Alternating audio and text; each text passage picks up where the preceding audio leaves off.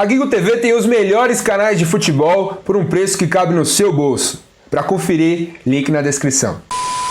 Salve, salve rapaziada do Futeboteco, eu sou Felipe Oliveira, começando mais uma edição do Pocket News, hoje para falar sobre Libertadores, que desde que passou aí a ser exibida pelo SBT, perdeu o triplo da audiência em relação ao que tinha na Globo. Você sabia disso? Pois é, a gente vai te dar mais detalhes sobre essa e outras notícias, então deixa aquele like maroto nesse vídeo e vem comigo saber o que tem mais no Pocket News de hoje. A Band montou uma equipe 100% feminina para transmitir o futebol da categoria nas tardes de domingo, já a partir do próximo fim de semana. De acordo com o All Sport, a emissora contratou a jornalista e narradora Isabelle Moraes, que atuou no Fox Sports na Copa do Mundo de 2018. Junto dela, retornam à Band a ex-jogadora e comentarista Milene Domingues. Junto com as duas também, Aline Calandrini, que já atua na casa, completará o time. O trio já gravou chamadas para a programação. Elas vão transmitir conjuntamente todo domingo à tarde, dentro do Show do Esporte, os jogos do Brasileirão Feminino. Será a primeira vez que uma rede comercial de TV terá uma equipe regular feminina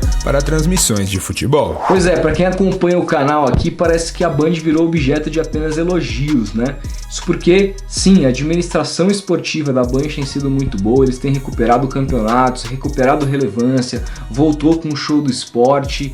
Ontem mesmo a gente repercutiu aqui a notícia de que eles pagaram toda a dívida muito alta e milionária que eles tinham com a Globo em relação ao sublicenciamento dos jogos dos campeonatos nacionais, entre eles Copa do Brasil, Brasileirão e estaduais, que eles sublicenciavam na última década e agora podem voltar a sublicenciar porque quitaram toda essa dívida com a Globo. E hoje mais uma boa notícia, porque não estamos falando de uma jornada esporádica como a gente teve aí em outros canais. A gente está falando de uma equipe fixa que todo final de semana vai transmitir jogos do campeonato feminino apenas aí com mulheres, narradora, comentarista, repórteres. Então é muito legal ver isso na TV aberta, é mais um passo adiante que a Band dá e mais um exemplo a ser seguido. A gente tem que bater palma porque sim, merece demais elogios. E como toda quinta-feira aqui no canal, hoje é dia do boletim do futebol feminino com o nosso especialista no assunto, Lucas Kenji. Diga lá, Kenji, tudo certo, meu velho? E aí, Felipão, salve você, futebotequeiro. Lucas Kenji aqui na área para dizer que o futebol feminino cada vez mais está recebendo patrocínios. Isso é muito importante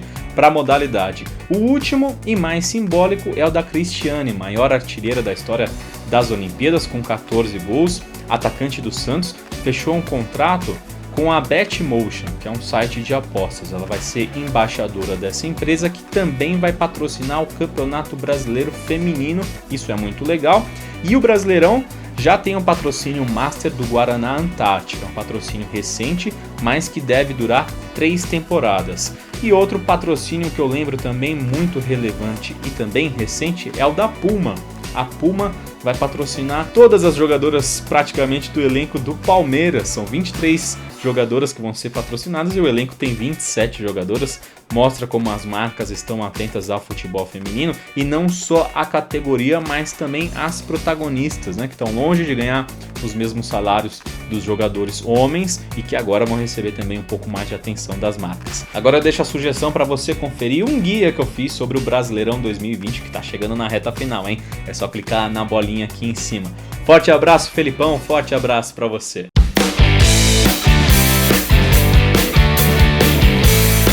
Com as férias de Lucas Gutierrez, Alex Escobar foi o escolhido para substituí-lo nos programas Esporte Espetacular aos domingos e o Segue o Jogo nas noites de quarta-feira. O apresentador estará à frente das atrações até o dia 15 de novembro. Nos dias de rodada do futebol, Carol Barcelos ficará responsável pela edição do Globo Esporte no Rio de Janeiro. O governo brasileiro entregou pessoalmente na última quarta-feira uma carta ao governo russo pedindo reparação de justiça pelo brasileiro Robson Oliveira, preso há mais de 500 dias no país por transportar medicamentos proibidos a pedido do sogro do jogador Fernando. A ação foi mais um passo na tentativa de conseguir pela via diplomática a liberação de Robson. A comitiva, liderada pelo senador Nelsinho Trade, presidente da Comissão de Relações Exteriores do Senado Federal, se reuniu na manhã da última quarta em Moscou com o vice-ministro de Relações Exteriores da Rússia, Sergei Ryabkov. Segundo Trade, a carta entregue a Ryabkov é assinada pelo presidente Jair Bolsonaro. Depois da notícia que movimentou o mundo do futebol com a renúncia de Josep Maria Bartomeu, o Barcelona nomeou Carlos Tusquets como presidente interino do clube. Carlos já presidia a Comissão Econômica do Barcelona e agora assume o comitê gestor. O anúncio foi feito por meio de comunicado oficial.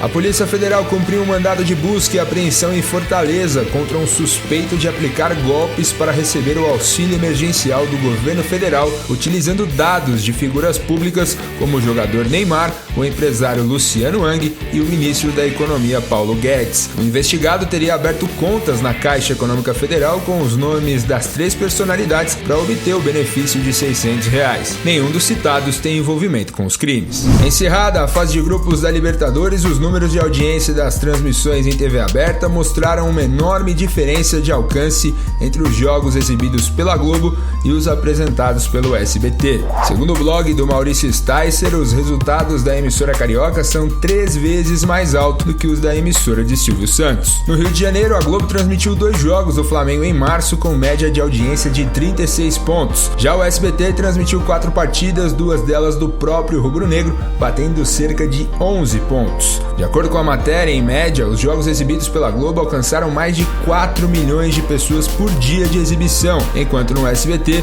foram menos de 2 milhões, o que representa 43% em relação ao alcance da emissora carioca. Em São Paulo, a Globo exibiu 5 jogos com uma média de audiência de 26 pontos. Já a emissora de Silvio Santos apresentou 4 partidas com uma média de 9. Os jogos transmitidos pela Globo alcançaram 5,5 milhões de pessoas por dia de exibição em São Paulo. Já no SBT foram de 2,7 milhões, cerca de 50% do alcance total da Globo. Além do hábito do espectador, também pesa a favor da emissora carioca o fato de que ela não teve concorrência na TV aberta em matéria de futebol em março. Já o SBT, com a Libertadores, enfrenta a própria Globo, que exibe o Brasileirão no mesmo horário. É claro que para o SBT adquirir a Copa Libertadores da América foi uma tacada de mestre. Economicamente foi bom porque o SBT já recuperou com anunciantes o que gastou lá com a MG/Comebol, portanto tá um saldo azul, e também, claro, tira uma competição importante de uma emissora rival, podendo elevar as audiências do SBT, que hoje inclusive tem competido mais pelo segundo lugar com a Record do que propriamente pelo primeiro lugar. Mas a gente sabe que foi muito bom pro SBT tanto economicamente como na questão de visibilidade, na questão inclusive de ter uma cultura de futebol que há muito tempo o canal não tinha. Inclusive agora investiu num novo programa esportivo, o Arena SBT, que eu dei minha opinião a respeito do primeiro episódio. Se você não viu, clica na bolinha aqui para saber o que eu achei do primeiro Arena SBT, comandado pelo Benjamin Bach. Mas foi bom pro SBT e eu também avalio que foi bom para o torcedor, afinal agora ele tem mais jogos de graça para assistir na TV aberta no meio de semana, uma vez que a Globo também tem colocado futebol para combater justamente a Libertadores no SBT. Eu posso dizer que não foi bom para uma das partes, aí para Comebol e para Libertadores. Isso porque o seu produto agora está chegando em muito menos pessoas do que chegava através das telas da Globo. E aí não é uma questão de preferência minha da emissora carioca em detrimento da emissora do Silvio Santos. São dados que o Felipão trouxe aqui com números bastante sólidos, que mostra que a Libertadores no SBT até agora perdeu o alcance de milhões de pessoas, de muita gente. A Libertadores chega pelo menos aí a 1/3 só do que chegava na tela da Globo às pessoas. E isso pode mudar com relação ao tempo? Pode. A Libertadores no SBT vai até 2022. As pessoas podem adquirir essa cultura de assistir lá no canal do Silvio Santos, mas a gente vai ter que esperar para ver. Por enquanto, o SBT ganhou, o torcedor ganhou, mas a Libertadores tem perdido feio, tendo perdido aí a parceria da Globo. E essas foram as notícias de hoje, rapaziada. Comentem aí o que vocês acharam delas, sobretudo em relação a essa diferença considerável de audiência entre SBT e Globo. Na sua opinião, por que mesmo com a Libertadores o SBT não consegue superar a Plim Plim, hein? Será que isso vai acontecer agora no mata-mata? Deixa a sua opinião aí nos comentários que eu quero saber, beleza? E se não é inscrito, se inscreva, ative o sino para receber as notificações e nos siga nas redes sociais que estão aparecendo aí na tela para vocês. Um grande abraço e até o próximo vídeo.